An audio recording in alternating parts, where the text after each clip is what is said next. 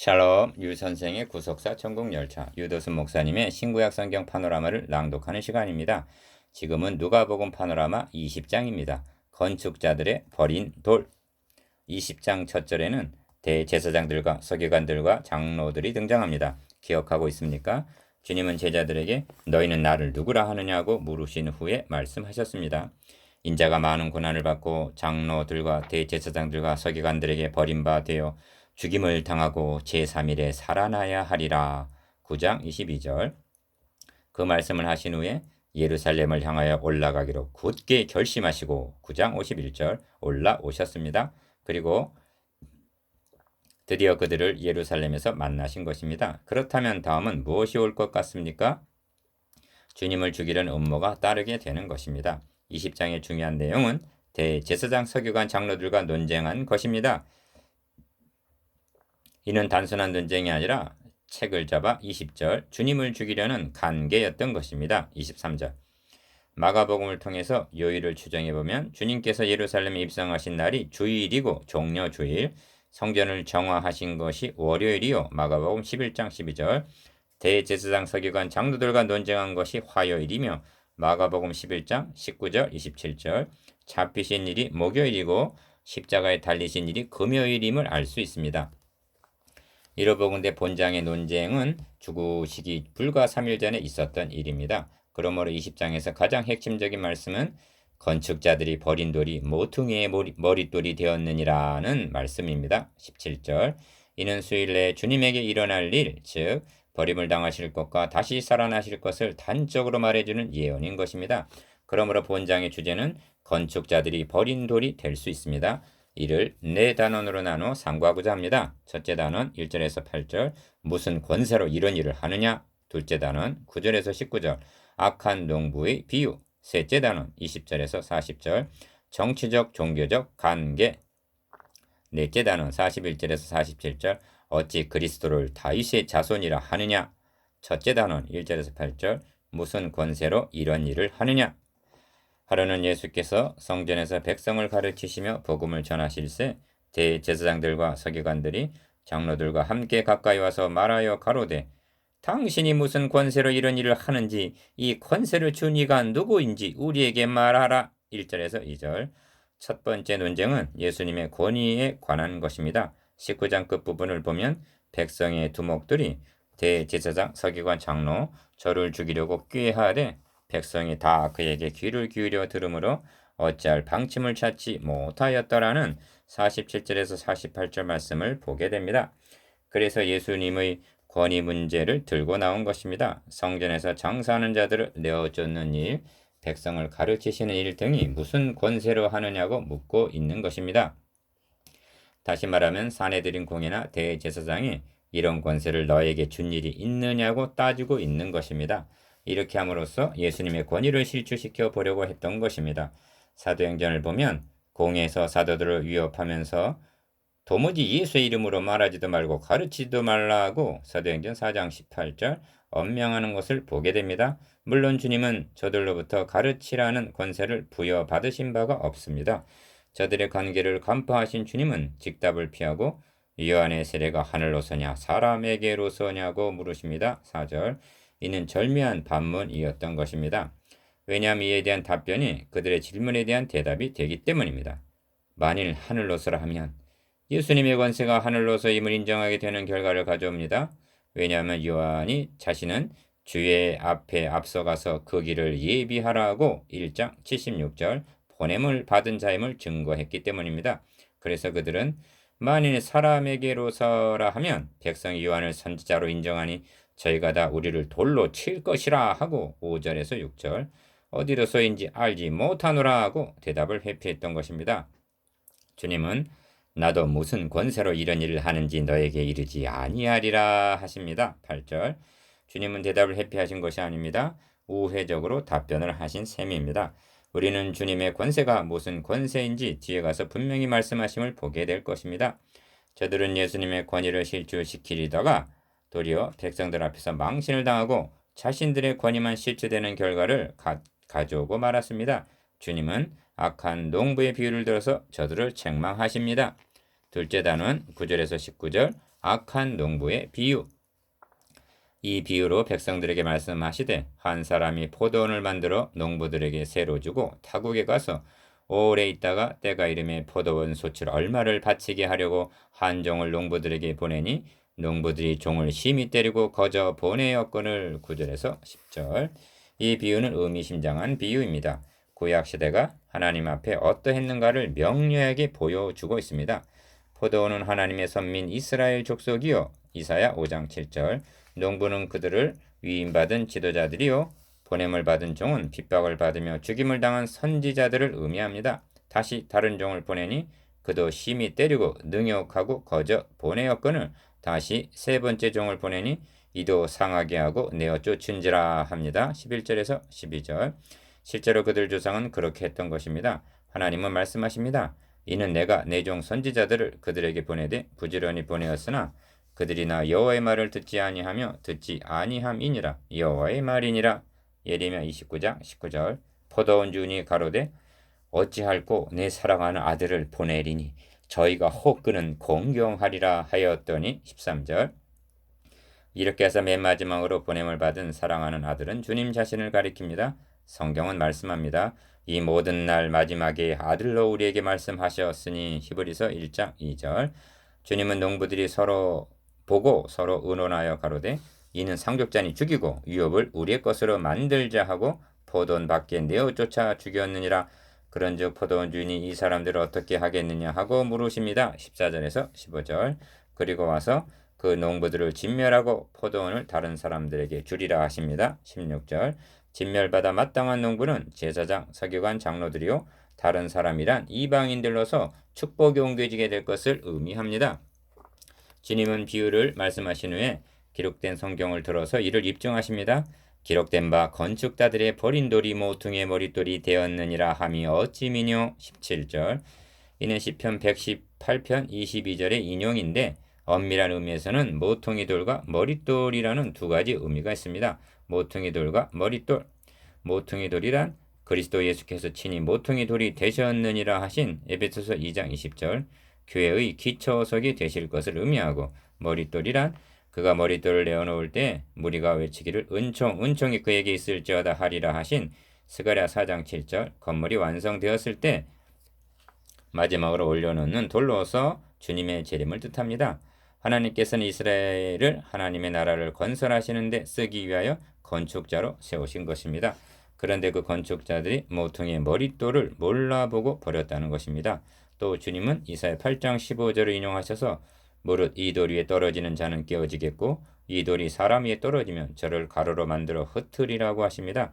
지금은 저들이 이 돌을 깨뜨려 보려고 돌 위에 부딪히다가 자신들이 깨어지고 마는 때입니다.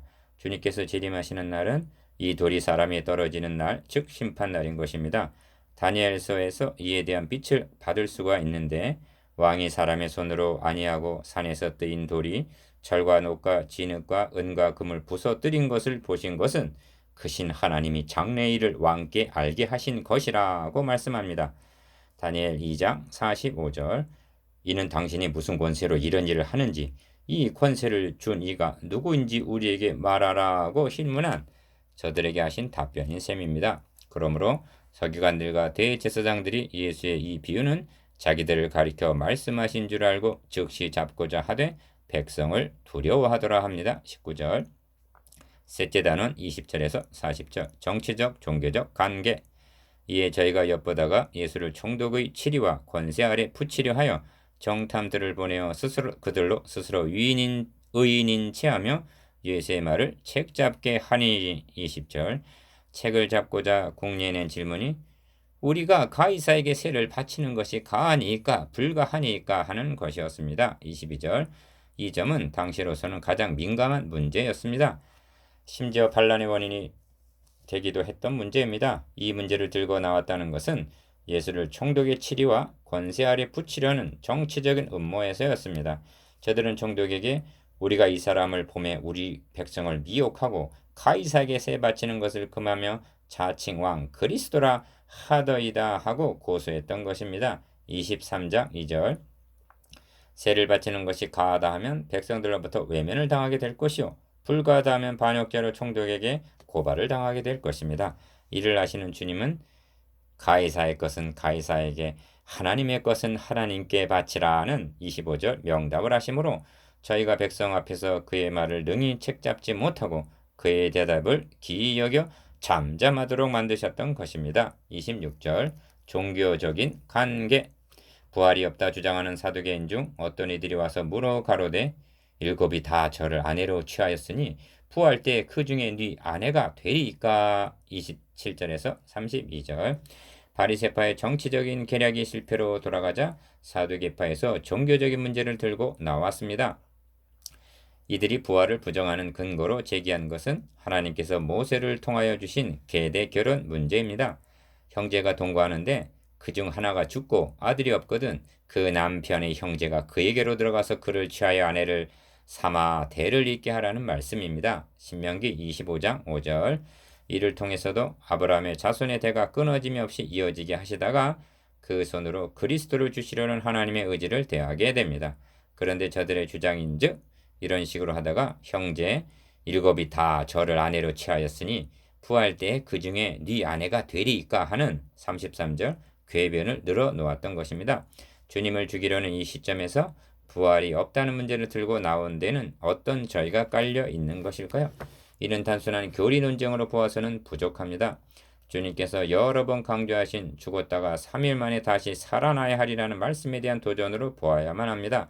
그들은 예수를 처형한 후에 있을지도 모를 후환이 없도록 쐐기를 박으려는 계책이었던 것입니다. 이는 종교적인 관계입니다.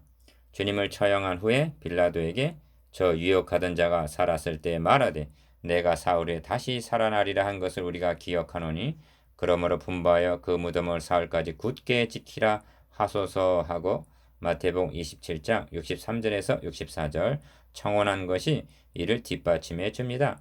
주님은 두 가지로 답을 하셨습니다. 1. 내세란 이 세상의 연장선상이 아님을 말씀하십니다. 장가가고 시집가는 일이 없으며 저희는 다시 죽을 수도 없나니 이는 천사와 동등이요 부활의 자녀로서 하나님의 자녀임이니라 하십니다. 35절에서 36절. 2. 성경을 들어서 말씀하십니다. 사두개인들이 모세의 글을 근거로 하여 문제를 제기한 만큼 주님도 모세의 글을 들어서 반박하십니다. 죽은 자에 살아난다는 것은 모세도 가시나무 떨기에 관한 글에 보였으되 주를 아브라함의 하나님이요 이삭의 하나님이요 야곱의 하나님이라 칭하였나니 하십니다. 37절. 즉 아브라함 하나님께서는 아브라함이 죽은 후에도 나는 아브라함의 하나님이었었다라고 말씀하지 않으시고 현재도 아브라함의 하나님이요 이삭의 하나님이요 야곱의 하나님이라고 칭하셨다면 그들의 영혼이 하늘에 살아있다는 증거라는 말씀인 것입니다. 왜냐하면 하나님은 죽은 자의 하나님이 아니요 산 자의 하나님이시기 때문이라는 것입니다. 그러므로 하나님의 자녀들은 죽으나 사나 하나님에게는 모든 사람이 살았느니라 하는 38절 하반절 논리가 성립되는 것입니다. 그러므로 주님은 나를 믿는 자는 죽어도 살고라고 요한복음 11장 25절 말씀하셨던 것입니다. 부활 사상을 깨뜨림으로 메시아 왕국에 대한 기대를 분쇄하려던 저들의 관계는 도리어 부활 신앙만을 더욱 확고하게 다져주는 결과를 가져왔던 것입니다. 주님은 십자가를 지기 위하여 예루살렘으로 오셨습니다. 그러나 저들의 관계에 의해서가 아니라 하나님의 정하신 뜻과 미리 하신 대로 내어준 바가 될 것입니다. 사도행전 2장 23절. 왜냐하면 이것이 그가 그리스도이시라는 표징이 될 것이기 때문입니다. 넷째 단은 41절에서 47절. 어찌 그리스도를 다윗의 자손이라 하느냐? 예수께서 저에게 이르시되 사람들이 어찌하여 그리스도를 다윗의 자손이라 하느냐? 시편에 다윗이 친히 말하였으되 주께서 내 주께 이르시되 내가 너의 원수를 내 발의 발등상으로 둘 때까지 내 우편에 앉았으라 하셨도다 하였느니라. 그런즉 다윗이 그리스도를 주라 칭하였으니 어찌 그의 자손이 되겠느냐 하시니라. 41절에서 44절. 저희가 아무것도 감히 더 물을 수 없게 되었을 때 40절. 이번에는 주님께서 공세를 취하십니다. 어찌 주님은 이 말씀을 인용하셨을까요? 이는 시점으로 보나 내용으로 보나 참으로 절묘한 인용이라 할 것입니다. 1. 어찌 그의 자손이 되겠느냐 하심은 그의 정체성을 제기한 것입니다.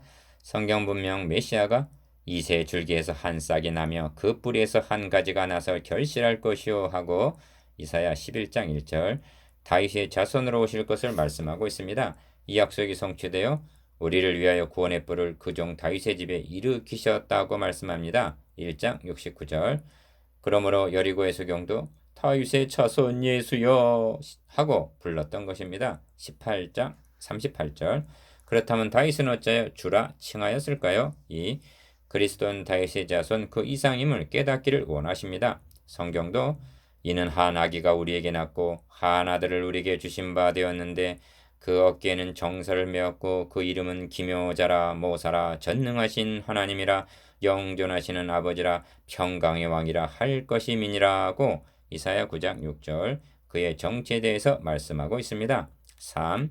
그런 분이 어찌하여 육신으로는 다윗의 혈통에서 나셨고 로마서 1장 3절라고 하신 대로 육신을 입으시고 다윗의 자손으로 오셨는가를 생각하게 합니다. 곧 죄를 인하여 자기 아들을 죄 있는 육신의 모양으로 보내어 육신의 죄를 정하사 로마서 8장 3절 즉 대신 죽으시기 위하여 다윗의 자손으로 오신 것을 말씀합니다. 4.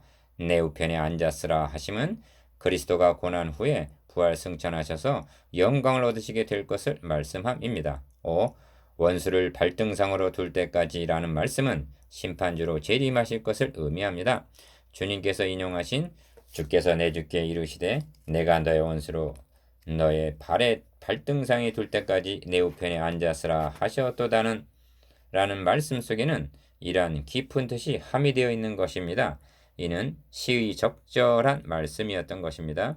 서두에서 대제사장 장로 서기관들이 당신이 무슨 권세로 이런 일을 하는지 이 권세를 준 이가 누구인지 우리에게 말하라고 질문한 데 대하여 이보다 더 적절한 답변은 없을 것입니다.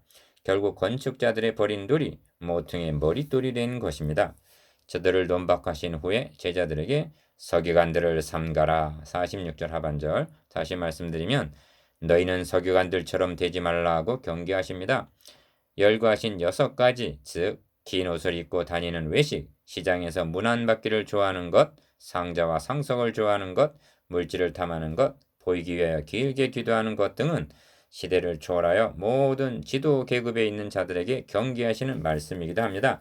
그리고 우리도 무관하다고 말하지는 못할 것입니다. 그 받는 판결이 더욱 중하리라 하십니다.